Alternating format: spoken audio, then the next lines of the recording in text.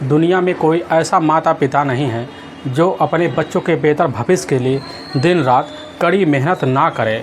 सोचते हमारा बच्चे की जो ज़िंदगी है वह आगे चलकर खुशी में ज़िंदगी बीते, और इसी फिराक में दुनिया के हर माता पिता लगे रहते हैं। लेकिन बच्चे जैसे ही अपने जवानी की दही पर पहुंचते हैं तो उसी बीच अपना फैसला वह खुद लेना शुरू कर देते हैं। लेकिन कुछ बच्चे ऐसे होते हैं वो अपना फ़ैसला लेते वक्त वह भूल जाते हैं कि हमारे अपने माता पिता भी हैं, और उन्हीं एक फ़ैसले की वजह से उनका हंसता खेलता परिवार भी तबाह हो जाता है। आज की घटना में सेम ऐसा ही कुछ हो जाता है, जिस वजह से ना सिर्फ एक व्यक्ति हमेशा के लिए इस दुनिया को छोड़ के चला जाता है, बल्कि जब लोगों के कानों में सच्चाई निकल के आती है तो लोग सोचने और आंसू बहाने पर मजबूर हो जाते हैं कि आखिर हमने यहाँ सपने में भी नहीं सोचा था क्या हो सकता है। आखिर क्या था इस घटना में, इस घटना में क्या हुआ, इस घटना की आप पूरी तह तक सच्चाई जानने के लिए इस वीडियो को आप लास्ट तक ज़रूर देखिएगा। नमस्कार दोस्तों, मैं प्रदीप कुमार आपको इस टेढ़ी बात चैनल पे मैं स्वागत करता हूं। दोस्तों आज की यह जो सच्ची घटना है, यह घटना सुनाने से पहले मैं आपसे एक छोटा सा रिक्वेस्ट करना चाहता हूं, क्योंकि आप अगर हमारे चैनल पर नए हैं और पहली बार वीडियो देखने के लिए आए हुए हैं तो एक बार जाकर हमारे चैनल को आप ज़रूर से ज़रूर सब्सक्राइब कर दीजिए, ताकि आपकी वजह से हमारा चैनल जल्द से जल्द ग्रो हो पाए और ज़्यादा से ज़्यादा लोगों तक वीडियो को पहुंचाया जा सके। यह घटना है मध्य प्रदेश, और मध्य प्रदेश का ज़िला लगता है ग्वालियर, उसी का धाटीपुर कस्बा पड़ता है। बात कर रहा हूँ 5 अगस्त 2021 का रात का वही लगभग 3 बजे का आसपास टाइम होता है। तो धाटीपुर के जो थाना प्रभारी होते हैं RBS विमल, उस समय कहीं से गश्त करके लौटे हुए थे।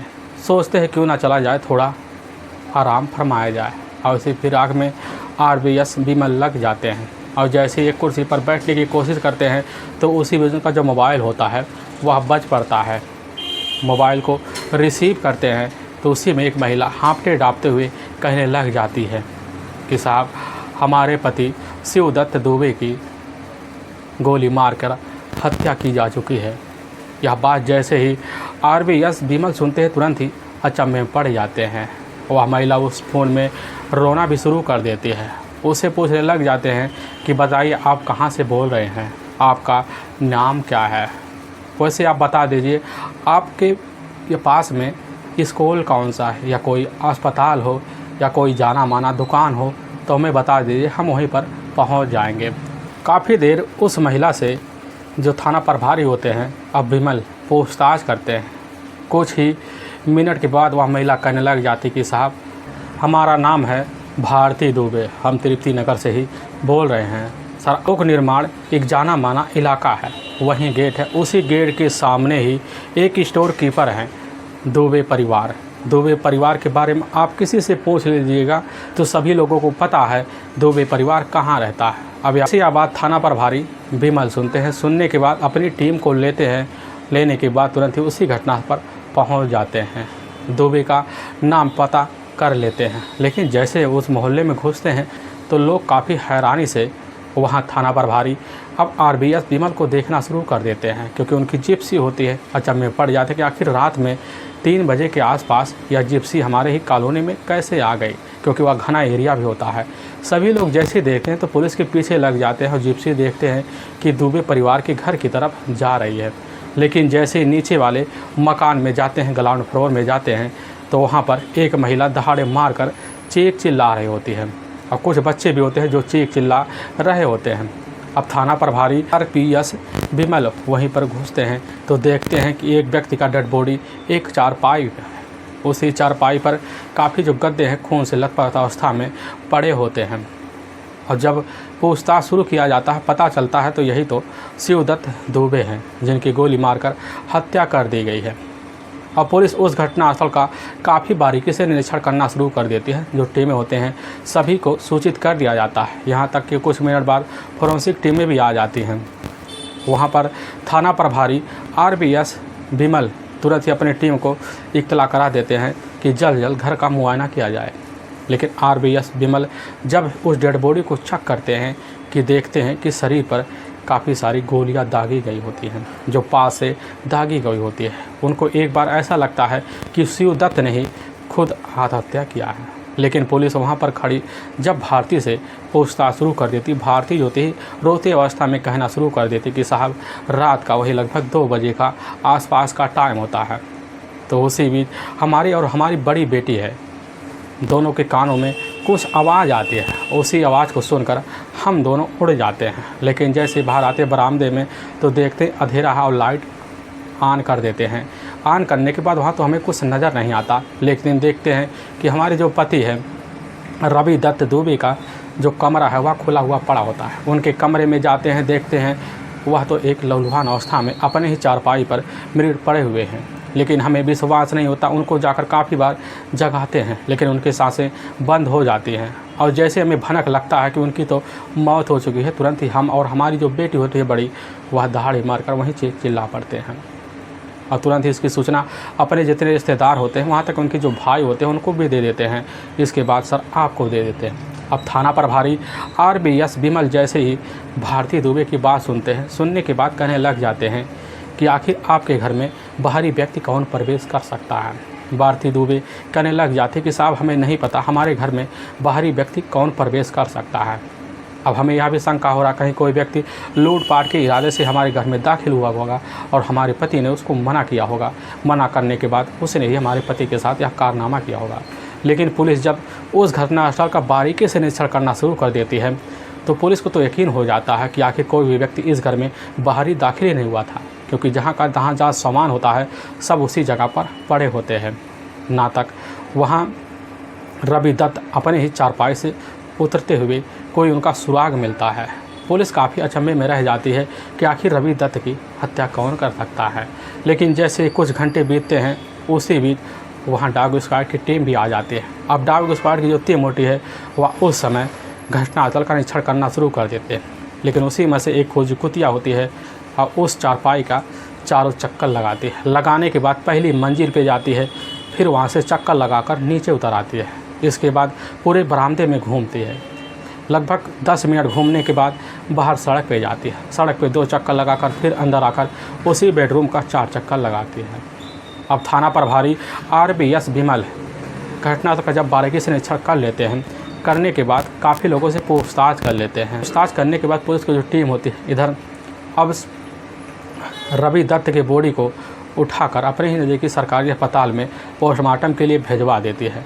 उधर पुलिस की जो टीम होती है शिवदत्त की जो पत्नी भारती दुबे की तहरीर पर धारा 302 और 34 के तहत अज्ञात के खिलाफ हत्या का मुकदमा दर्ज कर लेती है। दर्ज करने के बाद पुलिस की जो टीम होती है अपने थाने लौट आती है और उसी दिन इस केस को सोल्व करने के लिए अपनी टीमों को काफ़ी कड़ी संघर्ष करने के लिए उनको ऑर्डर दे देती है। अब पुलिस की जो टीम होती है वह इस केस में छानबीन करने के लिए लग जाती है। अब सबसे पहले पुलिस की टीम दोबारा दुबे के घर जाती है। अब वहाँ दोबारा काफ़ी लोगों से पुलिस पूछताछ शुरू कर देती है, लेकिन पुलिस जब परिवार के हर सदस्यों से पूछताछ शुरू कर देती है तो उसी में से रवि दत्त की जो छोटी बेटी होती है वह होती है सलोनी उस समय वहाँ पर एक चुपचाप अवस्था में खड़ी होती है। लेकिन परिवार के जो सदस्य होते हैं सबके आंखों में आंसू होते हैं, लेकिन सलोनी के आंखों में अभी तक आंसू नहीं दिखे थे। और पुलिस जैसी सलोनी का चेहरा देखती है तो पुलिस के मन में कुछ शंकाएं गूंज पड़ती है कि हो ना हो इनके घर में कोई ना कोई राज छिपा हुआ है।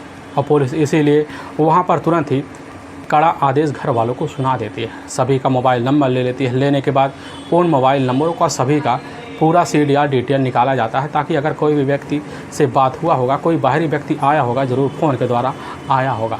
और पुलिस सभी का जब मोबाइल नंबर का पूरा CDR डिटेल निकलवाती है तो किसी के मोबाइल नंबर में कोई ऐसा संदिग्ध नंबर नहीं नज़र आता जिसके ऊपर शंका करे।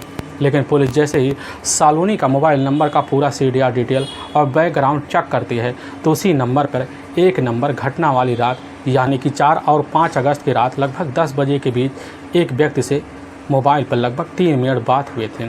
लेकिन पुलिस जब उस नंबर का पूरी तरह से तहकीकात करती है, जानकारी लेती है, पता चलता उस नंबर पर तो आए दिन से कई दिनों तक लगातार कई बार बातें होते रहते थे। और पुलिस जब उस नंबर का पूरा नाम पता निकालती है, पता चलता नाम होता है पुष्पेंद्र लोधी, जिसकी उम्र होती है 26 साल के आसपास होता है, जो सिर में गला कठोर के रहने वाला होता है, इसी ग्वालियर जिले का ही। और पुलिस जैसे पुष्पेंद्र लोधी के बारे में इतनी सी जानकारी पाते हैं, पुलिस के जो खबरी होते हैं वह उस समय जानना चाहते हैं कि सलोनी का असल में पुष्पेंद्र लोधी के साथ क्या चल रहा है। और पुलिस जैसी जानकारी की लगती है तो लगने के बाद उनको एक कामयाबी हाथ लग जाता है कि असल में जो सलोनी है पुष्पेंद्र के साथ प्रेम प्रसंग चल रहा है और उसी से मिलना जुलना हर दिन जारी रहता है। लेकिन इधर सलोनी के परिवार वाले सलोनी से काफ़ी ज़्यादा दुखी भी होते हैं और उसी भी उसके जो अपने पिता होते हैं इधर रवि दत्त भी काफ़ी ज़्यादा परेशान हो जाते हैं, जिसकी वजह से इनके घर में आए दिन झगड़े तकरार होते थे। अब पुलिस को बस जैसे इतनी बात खबरी के द्वारा पता चलती है, पुलिस का जो शंका होता है जाकर सलोनी के ऊपर टिक जाता है। अब पुलिस की टीम इधर जाकर पुष्पेंद्र को अपने कटरे में लेती है, लेने के बाद थाने ले आती है। लेकिन उसी बीच यानी कि 14 अगस्त को ही पुलिस की टीम जाती है, इधर सलोनी को भी कस्टडी में लेती है और थाने ले आती है। पुलिस की टीम इधर पुष्पेंद्र से जब पूछताछ शुरू कर देती है, पुलिस को देखते ही पुष्पेंद्र थर थर काँपना शुरू कर देता है। अब बिना किसी देरी के पुष्पेंद्र पुलिस के सामने रवि दत्त की हत्या का जुर्म कबूल कर लेता है। लेकिन जो सच्चाई रखता है, पूरी सच्चाई पुलिस की जो टीम होती है एक मोबाइल में रिकॉर्ड कर लेती है। लेकिन पुलिस थाने में जैसे इधर अब सलोनी को लाया जाता है, सलोनी को लाने के बाद पुलिस जब उसे पूछताछ करती है तो सलोनी एक बार अधिकारियों को नाम लेकर इधर थाना प्रभारी को धमकी देना शुरू कर देती है। कहने लग जाती है कि आप लोगों को जब कोई सबूत नहीं मिला तो हमारे ऊपर शंका क्यों दिखा रहे हैं। लेकिन वहीं पर थाना प्रभारी खड़े होते हैं। अब पुष्पेंद्र द्वारा मोबाइल में रिकॉर्ड किया हुआ सारी कहानी उसी समय अब सलोनी को सुना देते हैं। लेकिन जैसे सलोनी सुनती है तो उसका जो चेहरा होता है पूरी तरह से तोता सा हो जाता है। अब बिना देर किए सलोनी भी पुलिस के सामने अपने पिता यानी कि रवि दत्त दुबे की हत्या का जुर्म कबूल कर लेती है। लेकिन पुलिस के सामने जो प्रेम प्रसंग की कहानी निकल के आती है, जो इसका अंत निकल के आता है, इससे सुनने के बाद पुलिस का तो कलेजा सा दहल से जाता है। असल में इसी मध्य प्रदेश का एक ज़िला पड़ता है ग्वालियर, और उसी के पास थाटीपुर कस्बा पड़ता है, और उसी में तृप्ति नगर एक मोहल्ला पड़ता है। उसी मोहल्ले के रहने वाले होते हैं रवि दत्त दुबे, जिनकी उम्र होती है इस समय मात्र 58 साल के आसपास होता है। उनकी पत्नी होती है भारती दुबे, जिनकी उम्र होती है 52 साल के आसपास होता है। रवि दत्त दुबे के टोटल 2 बेटियां होती हैं और एक बेटा होता है। बड़ी बेटी होती है कृतिका और छोटी बेटी होती है सलोनी। लेकिन कृतिका जैसे ही अपने शादी के दहलीज पर पहुंचती है उसी समय रवि दत्त जो होते हैं अपनी बड़ी बेटी कृतिका की शादी काफ़ी बेहतर तरीके ढंग से करवा देते हैं, क्योंकि रवि दत्त के पास एक मौके पर सरकारी नौकरी होती है, जो अपने ही पास लोक निर्माण में ही जाकर स्टोर कीपर का उनकी तैनाती होती है। उसी में जाकर अपने मेहनती की वजह से काम भी क्या कर देते हैं, जिसकी वजह से उनके पास ठीक ठाक पैसे आते हैं और उसी की वजह से अपनी बड़ी बेटी कृतिका की शादी भी कर लेते हैं। इधर कृतिका की शादी करने के बाद इनका जो पूरा परिवार होता है काफ़ी बेहतर तरीके ढंग से चलना शुरू हो जाता है। वक्त तो अच्छे से गुजरने लगता है। लेकिन तभी मैं बात कर रहा हूँ कुछ साल पहले, यानी कि साल 2006 के। असल में भारती दुबे जो होती है या रवि दत्त की दूसरी पत्नी होती है। पहली पत्नी जो होती है साल 2006 में वह एक बच्चे को जन्म देते ही इस दुनिया को छोड़ के चली जाती है। लेकिन उससे पहले उनके भी 3 बच्चे होते हैं, जिसमें दोनों बेटियां यही होती हैं और एक बेटा जो मौके पर है वही होते हैं। और जब चली जाती है इसका सारा जिम्मेदारी होता है इधर अब रवि दत्त के ऊपर आ जाता है। रवि दत्त काफ़ी ज़्यादा परेशान हो जाते हैं। साल 2007 में भारती से दूसरी शादी कर लेते हैं। दूसरी शादी करने के बाद इधर अपने 3 बच्चों को भारती जो होती है अपना लेती है। 3 बच्चों को अपना बच्चा मान लेती है और इन्हीं के साथ ज़िंदगी जीना शुरू कर देते हैं। जीते जीते कई साल का वक्त बीत जाते हैं और कृतिका भी शादी हो जाती है। अब ज़िंदगी काफ़ी अच्छे से बीतती है। लेकिन कृतिका जहाँ भी जाती वहाँ उसका जो अपना ससुराल वाले होते हैं उस समय कृतिका को काफ़ी सारे ताड़ना सहना पड़ जाता है, जिसकी वजह से कृतिका हमेशा के लिए अपना ससुराल छोड़कर अपने मायके में आकर बस जाती है और अपने पिता के साथ रहना शुरू कर देती है। अब रहते रहते कृतिका का अपने परिवार अपने पिता के साथ 3 साल का वक्त बीत जाता है। लेकिन घटना से मात्र 2 साल पहले जिस स्कूल में सलोनी पढ़ती थी उसी स्कूल का सलोनी का एक अपना सहपाठी होता है करण रजौरिया, जिसकी उम्र होती है 25 साल के आसपास होता है। करण रजौरिया जो होता है अपने स्कूल में काफ़ी पढ़ने में तेज़ भी होता है। लेकिन इसी बीच करण रजौरिया की जो दोस्ती होती है वह जाकर सलोनी से हो जाती है। लेकिन करण रजौरिया का एक अपना और दोस्त होता है, पुष्पेंद्र लोधी। पुष्पेंद्र लोधी जो होता है करण राजौरिया के काफ़ी करीब होता है।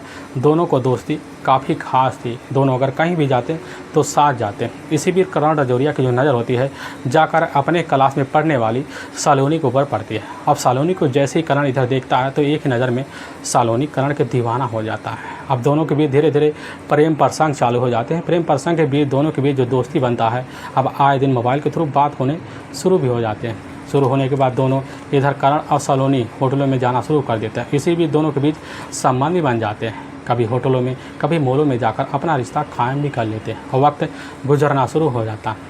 समय इनका चरम पर एकदम पहुंच सा जाता है। प्रेम प्रसंग जो चर्चे होते हैं पूरे कॉलेजों में गूंज पड़ते हैं। यहाँ तक इसकी जानकारी करण का जो अपना दोस्त होता है पुष्पेंद्र को लग सकता है। और जब पुष्पेंद्र को लग जाता है तो इधर जो होता है पुष्पेंद्र भी अपने दोस्त से काफ़ी अहमियत से बातें भी करता है। कुछ वक्त तो बीतता है लेकिन धीरे धीरे जब वक्त बीतने लगता है अब इधर जो होती है सलोनी अपने घर वालों से काफ़ी निडर हो जाती है। लेकिन घर में जब उसके पूरे परिवार में कोई नहीं रहता इधर सलोनी अपने आशिक करण को फ़ोन करके अपने घर में बुला लेती और अपने घर में जाकर अपने ही बेडरूम में इधर करण से संबंध मना लेती है। और संबंध का जो सिलसिला होता है घर में इधर अब सलोनी का करण के साथ चलना शुरू हो जाता है। तभी एक दिन शाम का वही टाइम होता है। उसी बीच करण और साथ में सलोनी के ही कमरे में करण रिश्ता रख ही रहा होता है।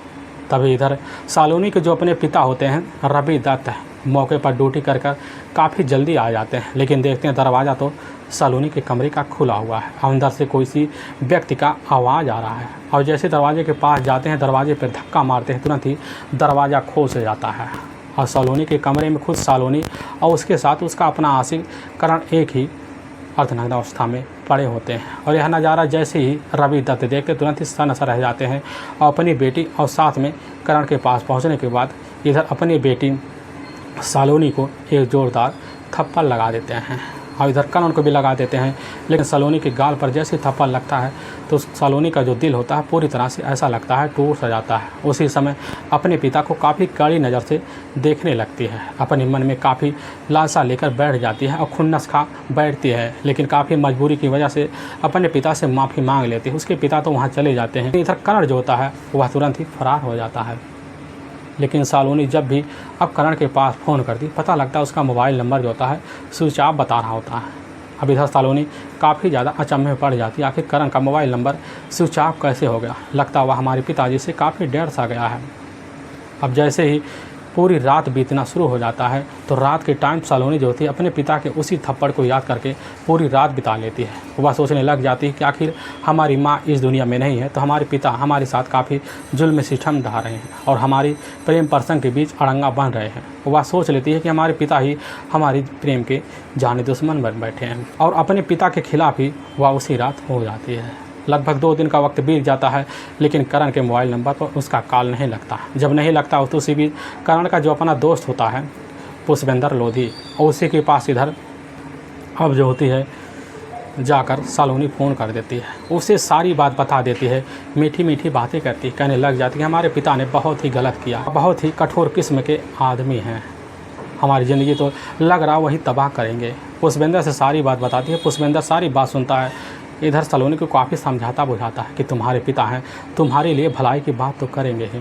लेकिन इधर सलोनी अपने पिता की जीत को रट्टा लगाकर बैठ जाती है कि हमारे पिता ने ही हमारे बीच अड़ंगा डाला है। इसी वजह से हमारा जो प्रेमी है करण हमारे से नाता तोड़ लिया और तुम जाकर कैसे न तैसे उससे हमारी मुलाकात करवाओ। लेकिन 4 दिन का वक्त बीत जाता है ना करण अपना मोबाइल कभी ऑन करता है, जिसकी वजह से इधर सलोनी परेशान हो जाती है। लेकिन जब सलोनी पुष्पेंद्र से काफ़ी जिद करती है तो पुष्पेंद्र जो होता है सलोनी को ले जाता है, करण से मिलवा देता है। और करण से जैसे ही इधर सलोनी मिलती है तो देखने के बाद पकड़कर उसके गले से लिपट जाती, कहने लग जाती कि हमारी वजह से तुमको काफ़ी सारी दिक्कत हुई। अब इधर करण भी कह देता है सलोनी को तुम्हारी वजह से तुम्हें भी दिक्कत हो गई ना, क्योंकि तुम्हारे पिता ने तुम्हें भी थप्पड़ लगा दिया और हमें भी लगा दिया। लेकिन सलोनी जैसे आप बात सुनती कहने लग जाती है कि हमारे पिता ने हमें तो लगाया लेकिन तुम्हें नहीं लगाना था, पहले तो उन्हें सोच लेना था। जैसे ही इधर करण सुनता कहने लग जाता है कि तुम्हारे पिता लग रहा बहुत ही खुन्नस खाए तुमसे बैठे हुए थे, सालोनी कह देती हमारे पिता हमारी दुश्मन बहुत पहले से बने हुए हैं, यहाँ तक कि हमारी जो दीदी है उसके मन मुताबिक उसकी शादी कर दी गई थी और इसी वजह से हमेशा से आके लगभग 3 साल से अपने ही मायके में बैठी हुई है। वह हमें भी सोचते हैं कि अपने हिसाब से उसकी शादी करवाएंगे, लेकिन हम होने नहीं देंगे। वहाँ पर खड़ा करण कह देता है कि तुम्हारी शादी कैसे न तैसे वह करवा ही देंगे। सालोनी कह देती है कि इससे पहले अगर हमारी शादी करवाएं तो उनको क्यों ना हम दोनों मिलकर अपने ही रास्ते से हटा दें, ताकि अपनी शादी आराम से हम दोनों आगे कर सकें। अब जैसे ही आप बात इधर करण सुनता सन्न सा रह जाता, कहने लग जाता कि इसमें तो हम तुम्हारा साथ देने वाले नहीं हैं, चाहे तुम भले ही रिश्ता तोड़ लो। अब इधर जैसे सालोनी अब करण के द्वारा बात सुनती है, सन्न सा रह जाती, इतनी झगड़े तकरार वहीं कर लेती है कि करण वहाँ चला जाता है और अपने गांव के लिए निकल जाता है। अपना फ़ोन स्विच ऑफ कर लेता है। अब सालोनी काफ़ी सोच में पड़ जाती है कि आखिर अपना सहारा किसको लें, मंसूबों को कामयाब कैसे करें। तभी सालोनी को याद आ जाता है क्यों ना करण का अपना जो दोस्त है पुष्पेंद्र से ही दोस्ती का हाथ बढ़ा जाए और उससे अपना सारा काम निकलवाया जाए। अब इधर पुष्पेंद्र के पास ही सालोनी फ़ोन करती है, उससे अपनी सारी मजबूरी बता देती है। इतनी मीठी मीठी बात करती है कि पुष्पेंद्र जो होता है उसके मीठी बातों में उलझ जाता है। और जब उलझ जाता है पुष्पेंद्र से, इधर सालोनी दोस्ती का हाथ बढ़ा देती है, कहने लग जाए कि करण हमारे दिल से निकल चुका है, अब तुम्हें अपने दिल में जगह दे चुके हैं, क्योंकि हमें पता है तुम्हारी नज़र हमारे ऊपर से काफ़ी दिनों से पड़ी हुई है। लेकिन जैसी यह बात पुष्पेंद्र सुनता है खुशी में उछल पड़ता है। उसको पता होता है कि आखिर हम कितने दिन से सालोनी के पीछे पड़े हुए हैं। वह समझ लेता कि आखिर हमारा मंसूबा भी अब कामयाब सा हो गया है, क्योंकि सालोनी को देखकर पहली नज़र में पुष्पेंद्र को मन भा गया था। इसीलिए पुष्पेंद्र जैसे सालोनी की बात सुनता है तो उसी समय दोस्ती का हाथ बढ़ा लेता और आए दिन सालोनी और पुष्पेंद्र के बीच बातें शुरू हो जाते हैं। दोनों रात रात फ़ोन पे लगे रहते हैं। और जब सालोनी समझ जाती कि पुष्पेंद्र हमारी बातों में उलझ गया है, तो सालोनी एक दिन उससे जाकर मार्केट में मिल जाती है, कहने लग जाती है कि हम तुमसे शादी करना चाहते हैं, और यह शादी तभी हो सकती है जब हमारे पिता इस दुनिया में रहेंगे नहीं। और जैसी आवाज़ पुष्पेंद्र अब सालोनी के द्वारा सुनता है तो सन्न रह जाता है, कहने लग जाता क्यों तुम्हारे पिता तुम्हारी शादी हमारे साथ नहीं करवाएंगे। सालोनी कह देती कतई नहीं करवाएंगे, तो हमारी शादी कहीं और करवाने वाले हैं। पुष्पेंद्र सुनता है, कहने लग जाता कि ठीक है, तुम जैसा चाहोगी वैसा ही होगा। अब सालोनी जैसे ही सुनती यह बात पुष्पेंद्र के द्वारा समझ जाती कि अब हमारे पिता को यानी कि रवि दत्त को इस दुनिया से हटाया जा सकेगा, ताकि अपने थप्पड़ का जो बदला है पूरी तरह से चुका ले। और जब यह बात पुष्पेंद्र के द्वारा सलोनी को पता लगता है तो खुशी में जीवन जीने के लिए पूरी तरह से तैयार हो जाती है और एक प्लान बनाते हैं। उसी प्लान के तहत तभी 4 और 5 अगस्त 2021 का वह रात होता है, लगभग वही रात के 10 बजे के आसपास टाइम होता है। अब जैसे सलोनी को पता चलता है कि हमारे जो पिता हैं, हमारी माँ और हमारी बड़ी जो बहन है अपने अपने कमरे में सब सो गए हैं, काफ़ी इंतजार से सब लोग सो रहे हैं, तो उसी बीच इधर सालोनी पुष्पेंद्र लोधी के पास फ़ोन करती है और अपने ही पीछे वाला दरवाजे से उसको अपने कमरे में ले लेती है। लेकिन जैसे ही रात का वही 1:30 बजे का टाइम होता है तो सालोनी सबको देखती काफ़ी गहरी नींद में सो रहे हैं। तो इधर जो होती है सालोनी अब पुष्पेंद्र के पास जाती है, उसको अपने साथ लेती है, उसके हाथ में एक रिवॉल्वर पकड़ा लेती है। पकड़ाते ही अपने पिता के चारपाई के करीब जाकर खड़ी हो जाती है। अब सालोनी देख लेती है कि हमारे जो पिता हैं रवि दत्त काफ़ी गहरी नींद में सो रहे हैं, उनका जो तहमो वह नीचे पड़ा हुआ है। और इसी बीच इधर पुष्पेंद्र अपनी जेब से रिवॉल्वर निकालने के बाद रवि दत्त के पीछे वाले हिस्से पर वही गोली बार बार चलाना शुरू कर देता है और उस गोली का कोई आवाज़ नहीं आता। थोड़ी देर में रवि दत्त इस दुनिया को छोड़ के चले जाते हैं, लेकिन जल्दीबाजी में पुष्पेंद्र तुरंत ही वहाँ पीछे वाले दरवाजे से फरार हो जाता है। इसकी आवाज़ होती उधर जाकर भारती दुबे और साथ में उसकी बड़ी बेटी कृतिका के कान में पहुँचती है, तो सन्न सा रह जाते हैं। आते हैं बरामदे में तो लाइट बुझी होती है, लाइट जलाते हैं तो उनके सामने पूरा नज़ारा निकल के आ जाता है। लेकिन वाकई में दोस्तों पुलिस के सामने जब यह सच्चाई सालोनी और साथ में पुष्पेंद्र लोधी के द्वारा आता है तो पुलिस की जो टीम होती है सुनकर काफ़ी सन्न सा रह जाती है, सोचने पर मजबूर हो जाती है कि आखिर एक बेटी अपने एक पिता की गलती की वजह उनको कैसा सज़ा दे दी। पुलिस की जो टीम होती है इधर बिना देर किए सालोनी और साथ में पुष्पेंद्र लोधी को ले जाती, वहाँ के कोर्ट में पेश करती है। कोर्ट में पेश करने के बाद इन दोनों पर काफ़ी गंभीर धारा मुकदमा दर्ज करके ले जाकर हमेशा के लिए जेल के सलाखों के पीछे भी डाल देती है। दोस्तों हमें इस घटना का सुनाने का उद्देश्य किसी को परेशान करना नहीं है, ना ही किसी के दिल को ठेस पहुंचाना, बल्कि आपको यह बताना कि आप जहां भी रहें आप सावधान और सतर्क जरूर रहें। दोस्तों अगर आपको यह वीडियो पसंद आ रहा है तो इस वीडियो को आप ज़्यादा से ज़्यादा शेयर और सब्सक्राइब जरूर करें, जिससे हम आपके बहुत आभारी रहेंगे। फिर मिलेंगे नेक्स्ट वीडियो लेकर, तब तक के लिए जय हिंद और जय भारत।